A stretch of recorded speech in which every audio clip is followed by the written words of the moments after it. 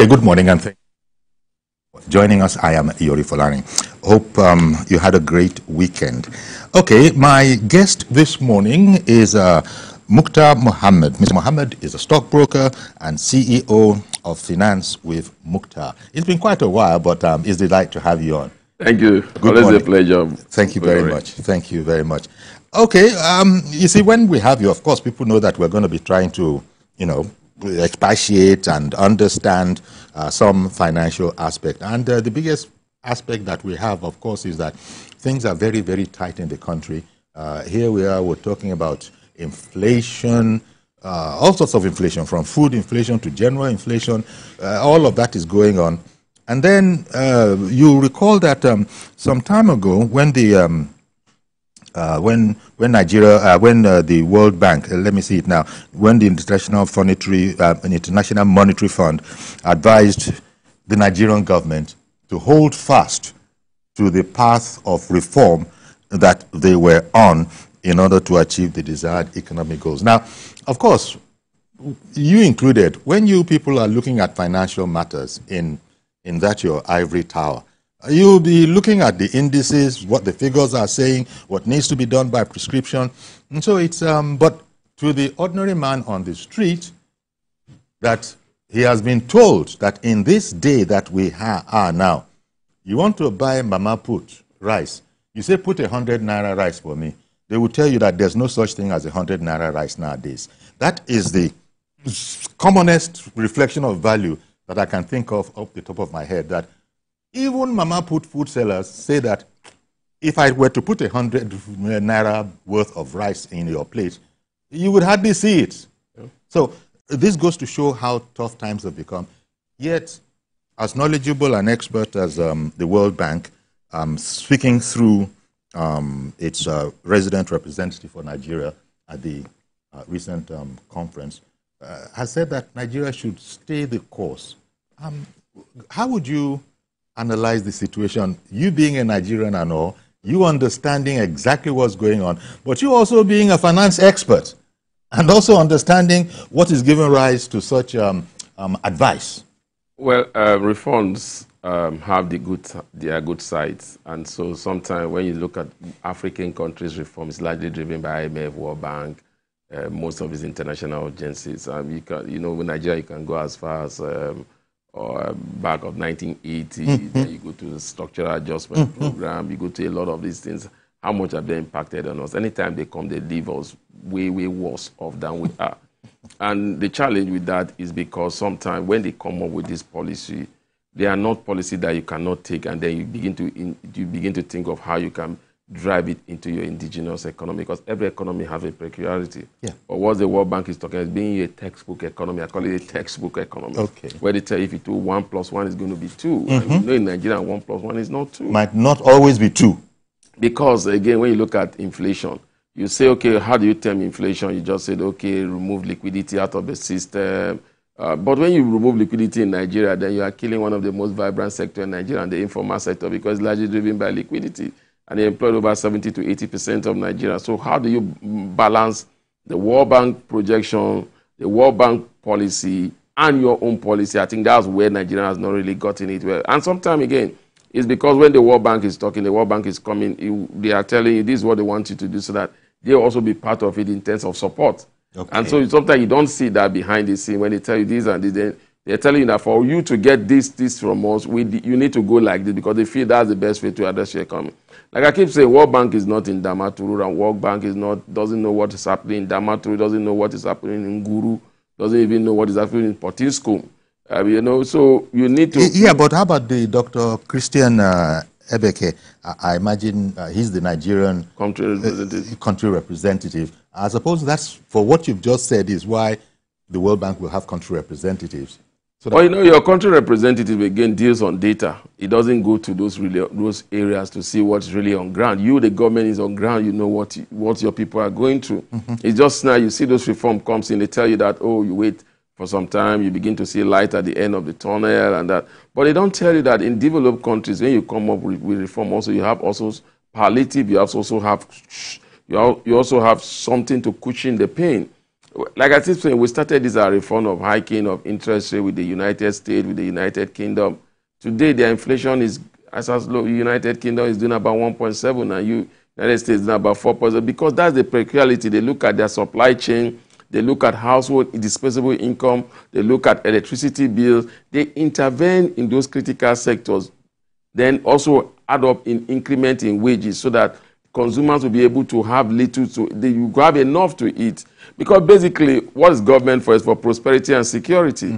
So they make sure that you have food on your table. It's only a man that has food on his table begin to think of investment and other issues. So those are the ways policy works. But in terms of Nigeria, it's just more or less like, oh, we copy it, we paste it, and we are not looking at what are we going to do to help the man on the street. When you hike interest rate, that means the cost of borrowing has gone up. When the cost of borrowing has gone up, that means small business cannot strive. When small business cannot strive, that means your financial system is in a crisis because you have non-performing loans from there. And these things you've mentioned, the hiking of the interest rate, for instance, are part of the recommendations of. They are all World Bank recommendations. But again, when you hike interest rate, you look at your key sector. This is the problem. Well, how do you support that system, so that sector, so that this rate hike does not become a systematic problem to your financial sector? You need to look at the bank's balance sheets, the major bank balance sheets for the past 6 months. You realize that non-performing loans are going higher. They are making provision for that. That is a danger sign. What it's telling you is that a lot of people are collecting loans. They are not able to pay. And why they are then not able to pay? Sometimes it's not because they don't want to pay. The consumers are not buying again. People don't have disposable income to buy. And when you look at those disposable income, what people are looking at is what to eat now, and housing and everything. So it's a World Bank policy, but I keep saying that we should look at way to do our own. I give an example. The same thing we are happening to us is happening in Egypt. But what did the Egyptian government do? World Bank came up, liberalized your currency, float your currency, stop subsidy in one area or the other. They said, look, we are going to do it. But the first thing we want is that what is your support? Why are you going to support us? You have to support us with liquidity because we don't want our currency devaluation to go too low. And they did that. And immediately the first day they did the floating of their currency, it went as low. I mean, they lost about 50%. By the following day, whereby they inject liquidity into the system, they stabilize our currency, and it has been about 32% devaluation. In our own case, we floated the naira, we removed subsidy, all two critical issues at the same time. We did not realize that our economy is a petrol economy. It was a petrol economy that everything revolved around PMS. The car you drive, the school you transportation, schools, every aspect of our economy. But every aspect. So it's either you are buying fuel to fuel your generator, you are buying fuel to move your car, or even the barber. Everything is PMS. But we didn't look at that. We just did it. And so we need to look at what really works for us. How do we support our SMEs? They are the largest. They are the ones that have the largest growth in terms of employment. It's not government. Government does not even employ up to 10% of Nigerians. How do you support those businesses? I think those are the challenges that we are facing. It's not the IMF policies are not right. Yeah. But sometimes when you take the IMF policy, you need to look at the peculiarity of your own environment and come up with an indigenous, or I call it indigenous way of solving your problem. One of those ways that the government have come up with is in the area of import of food items. The president said every food item that comes into this country will not more pay tariff, especially household food items. The customs said, oh, we are waiting for Ministry of Finance to name those duties, those products that will be off duty. It's almost 2 months where the president made this announcement. Up to this moment, nothing has been done in that area. So you see that also is a key driver of inflation. That is supposed to be an executive order from Mr. President, but yet we are seeing customs say no. We're seeing presidency say, oh, we have to go through the National Assembly. So I don't know where the place of. I think executive order supersede whatever you have done. Does that mean the executive is giving an order? So until another executive comes in and said no, that order no more stands. So that is one. We see the Dangote issues again. We see the fuel. We know that our economy is a fuel-driven economy, and they said, okay, you know what? We are going to give him crude oil. We're going to give him in naira, by a fixed exchange rate. That's what Mr. President said. So there's going to be a fixed exchange rate. Up to this moment, we don't know what that fixed exchange rate is. Is it the willing buyer, willing seller exchange rate, or is it the fixed exchange rate? And what were the criteria for you to come up to that fixed exchange rate? If you do that, then you should, if we have done a fixed exchange rate, we should see the cost of PMS come down, and that will help our economy. So the challenge here is we have the right policies, but in terms of implementation, we have this bottleneck. You know, this is a point that is often made by our contributors, that there's a gap between policy announcement and policy implementation. Yeah. You know, it's one thing, okay, if the papers will be full the following morning, Nigeria has now decided this. Nigeria is taking away, the taxes on all of this. But then, as you said, we experienced this on the pharmaceutical side of town as well. Yeah. Where the pharmaceutical community is saying that, yep, we've heard about all of those things. In any case, maybe the way the public understood it is not the way we are seeing it, because the way we are seeing it is that these tariffs are on raw materials, not finished drugs in the first instance. And even at that, we haven't been able to get a go-ahead on, let this policy begin, let us see where we are. So this is the kind of thing that you're talking about again. And even the country rep was saying that there was an acute policy trade-off that stemmed from inherited imbalances. That is the way, this is among the things that he was saying. And all of this is just, maybe this is why Nigeria is not ever going to go the whole hog the way the IMF wants it, because of what you've stated so expressively this morning, that we have to find our own indigenous way. It's like we don't want the piece of the graveyard. No. You still have to recognize that it is people. And so this is why we are where we are. But it is also going to keep us where we are for a long time. This is not going to be a short fix. Well, the IMF still say that it's going to take 15 years. To all back, can you imagine? It's going to take 15 years for Nigeria economy to come. But I totally disagree with that. That is too long. That is too long. But again, it could happen. Maybe you are saying in 15 years we'll be among the global economy. Okay, that is it. Maybe that's what you are saying, because what you need to see is that when you come in with a policy, I think what we've not seen government do for some time is that you have to be sincere with your people. You need to let the people know the pain that they are going to take. Is it for the next 1 year? What are the key indices? What are we going to achieve in this policy in 1 year? Are we going to achieve inflation coming down, and at what percentage? Are we going to achieve price stability in terms of PMS? Do they even have that kind of control, that kind of knowledge control? It's all about having we have an economic management team. So you need to look at policies and say, look, via this policy, this is what let me give you an example. You said they made a statement. They said 40% of the pressure on our FX is largely driven by importation of refined petroleum products. Okay, 40%. 40%. That was the data that the CBN gave. Now, if you have 40%, and out of that 40%, now you are saying that will no more experience 40% of that pressure, because we are going to be selling crude for Dangote in Naira, so there will no more be that pressure. So at this moment that you are selling crude from Dangote in Naira, the immediate impact that we will see is that the exchange rate should drastically come down. Demand and supply. If you have a supply and 100% and is down by 40% in any company sale, that is huge. That would drive down the cost. That will affect the bottom line of the company. That's right. But what we have seen is that with this pronouncement, we've rather seen that the exchange rate is moving in the parallel market to 1,700 and the official market to 1,650. Yep. So what we are saying is that means the challenge is not that 40%.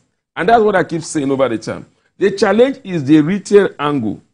That retail angle does not need $1 million. They need $500, $1,000, $3,000, $2,000. That angle that the Bureau de Change normally service.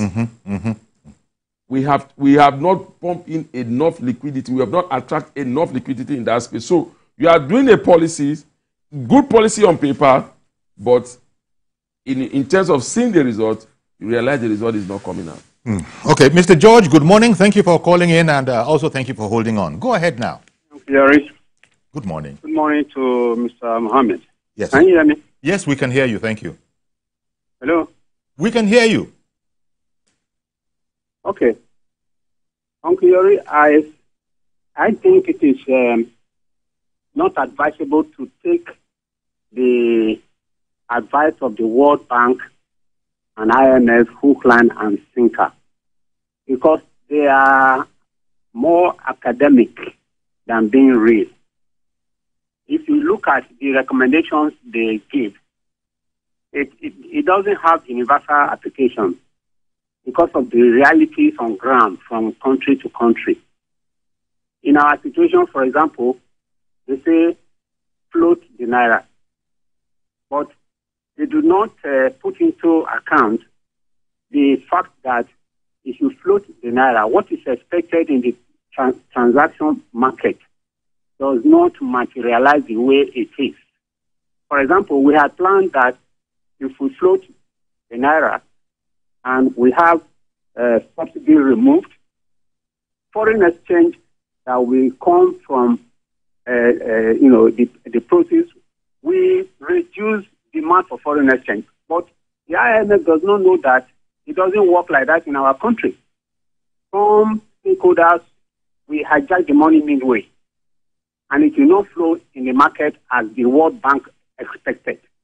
So if we have a situation where things don't work in the normal way, you have to also adopt policies that can work in that environment. And I think that is the argument Mukhtar is making. I quite agree with him that we should look for a way, a system, what works for us, not necessarily what works for the IMF as they see it. They see people, not last week, Reverend Dominic was narrating how he is unable to fuel his car. That for 2 weeks, he has not been able to fuel his car. A situation like that is on ground. And then the World Bank is still telling us, go ahead, float the naira, remove fuel subsidy. For how long? Is it when somebody is not able to fuel his car for 1 year that we will know that it is a wrong way to go? So the government needs to be realistic. What I mean by being realistic is if there is a policy you have taken as a recommendation from World Bank and you test it, it's not working, change. And do the one that can work for your own country. Indeed. The suffering is much. Nigerians are not very difficult to manage. I've said it before. If you have a system that works, it's for the benefit of all. Don't say because it is few people who are benefiting from it. As long as those ones are happy, then the majority, it doesn't matter. No, it is not. It's not good like that. All right, we want IMF to know that our situation in our country is peculiar, and policies also have to be peculiar. That is the truth of the matter. Thank you very much, Mr. George. I have to say on this matter. Appreciate your call. Appreciate your call. Thank you very much for calling in. Indeed, it's part of that is what you've also. Yeah, but one thing I want to add is that principles are the same. It's just like principles are the same anywhere in the world. When you talk about economic principles for investment, for prosperity, they say you save, you invest, you save, you invest, you make sure that your money is growing. Those are common principles. But they are different products to different countries.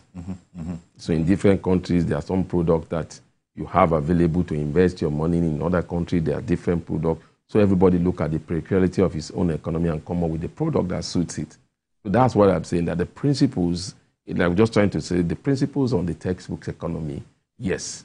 But in terms of implementation, you must look at the peculiarity of your own environment. What product do you have in your own environment? What are you selling to those people? So that is where our challenge has been. It's not because those policies are not working in other countries. If you see there's inflation in the US or in the UK, you are looking at distortion in terms of supply chain. You are looking at distortion in terms of liquidity in the system. So they come up, they say, okay, you know what, let's reduce liquidity in the system. Let's see how we can improve in the supply chain. But when you look at Nigeria inflationary pressure as it stands now, there's a unique peculiarity. One, Inflation is driven by cost of production. 2, our inflation is driven by microeconomic policy, like hiking interest rate and that. 3, our inflation is driven by FX volatility, which is not common in those developed countries. And how? Because we import virtually everything that we take in, and we export only crude. Even when you say, oh, non-agricultural sector, when you look at the non-agricultural sector, when you see those numbers, the agricultural sector is doing 93%. When you look at the 7% that is coming from crude, it's higher than the 73% that is coming from the non-agricultural sector. So you need to look at all those things and say, you know what, where do we drive growth? Look at nations like Dubai. Look at nations like Qatar. Look at nations like even Saudi Arabia now opening up. What they are doing is they are looking at their key, their mainstream of income. And they are saying, okay, how can we improve investment in those sites? And then we'll begin to use it to diversify. Look at Japan. Before now, the only thing you know Japan for is car. But the last report says that Japan has made about $39 billion in the area of tourism. They are beginning to say, look, we have competitors in the United States. There might be tariff hike. So they are looking at the future and say, look, how could we begin to improve our tourism sector so that we can earn more income? We cannot depend in just our technology advancement. So let's use our technology advancement, but in the area of tourism. That is how an economy should think. So this diversification is the challenge that we are yet to because we play lip service to it. The only time you hear diversification, Uncle Yorin, is once our exchange rate is down, once our reserve is down, once there's crisis, we cannot export crude and oil. You say, oh, it's time to diversify, it's time to diversify. Immediately there is stability in that space. We forget. Reverend Dominic, good morning to you, sir. Thank you very much for holding on. Go ahead now, please. Can you hear me? Yes, I can hear you clearly. We can hear you. We can hear you well. Okay.